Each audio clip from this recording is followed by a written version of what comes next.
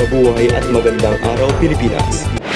Sa araw ng Sabado, ika-20 ng Setyembre, isang makulay at masayang motorcade ang sinagawa ng St. Gabriel Academy sa pagdiriwang ng 57th founding anniversary na sinamahan ng masaya at masisiglang partisipasyon ng mga estudyante, guro at gayon din ng mga PSH officers. Nagtipon-tipon ng mga mag-aaral at mga guro sa oras ng alas 7 ng umaga sa paaralan at nagsimula naman ang parada sa oras ng alas 8 ng umaga.